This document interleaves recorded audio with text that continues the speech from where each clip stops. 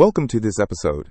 Today we're diving into a topic that's often misunderstood, even among experts: the evolution of romantic love and the myth that the intense passion we feel at the start of a relationship should last forever. Yeah, it's a fascinating subject. And what really grounds this discussion is a personal story from the author's father, who, after 40 years of marriage, shared a perspective that challenges the whole happily ever after trope we see everywhere. Exactly. The father points out that society, through social media, romance novels, Hallmark movies, tells us that those butterflies, the endorphin rush, the pheromone-driven magnetism of early love, should be constant. But that's just not how it works in reality. Right, and that sets up these unrealistic expectations. People think if the initial intensity fades, the relationship is failing. But the father's experience shows that life intervenes, and that initial glow naturally changes. It's interesting how he describes the cute habits of early love becoming irritating, or the smart sayings turning stupefying. That's a very relatable shift, but it's often misinterpreted as falling out of love. Which leads us to what the document calls the danger zone. When passion ebbs, many panic, thinking the relationship is doomed. They might even consider splitting to chase that initial magic again. Yeah, and that panic is understandable but misplaced. The science behind early romantic love explains why this intensity is temporary. It's a neurochemical cocktail: dopamine, serotonin, oxytocin, norepinephrine, all designed to bring people together for procreation. Let's unpack that a bit. Dopamine drives the reward-seeking behavior, that euphoric high of new love. Serotonin, interestingly, tends to be lower during early infatuation, which might explain obsessive thoughts about the partner. Then oxytocin, often called the bonding hormone, facilitates attachment, especially during physical intimacy. And norepinephrine ramps up arousal and alertness, giving us that racing heart feeling. So this whole chemical surge is evolutionarily designed to create a strong initial bond. But it's a temporary high, not meant to last indefinitely. Exactly.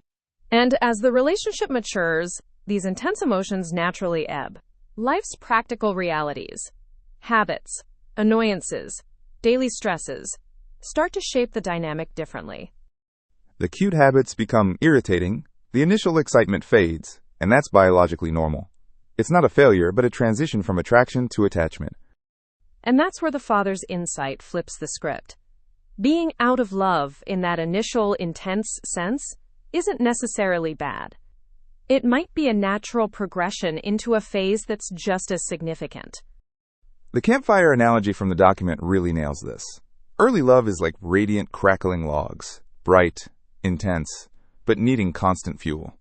Mature love is the warm, steady glow of embers, less flashy but enduring. I like that. It captures how mature love requires conscious maintenance. You have to choose to be loving even when you don't feel in love in the moment. And that means remembering what you adore about your partner, warts and all, and providing unconditional love based on commitment and deep understanding. It's a much more sustainable phase, arguably more meaningful than the initial infatuation. But it demands effort, acting lovingly even during conflict or irritation. That ties into attachment theory, right? Secure bonds are reinforced through consistent, affectionate behavior, not just fleeting feelings. Absolutely. And understanding this can help couples avoid the danger zone panic. If you know the fading passion is natural, you're less likely to misinterpret it as failure. So, if we think about broader implications, debunking the myth of eternal infatuation could reshape societal expectations and reduce relationship anxiety. Yeah, and relationship counseling or education should incorporate this understanding. Helping couples navigate these transitions with realistic expectations is crucial. The father's story is a powerful example. 40 years of living this reality daily, choosing love even when the initial magic faded.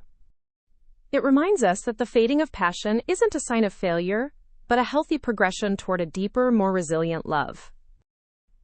So, to sum up, the intense neurochemical rush of early love is temporary by design.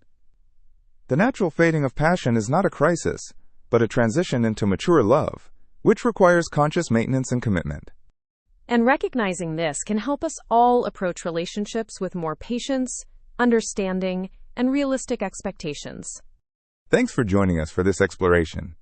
It's a complex topic, but hopefully, this conversation sheds some light on the science and lived experience behind lasting love.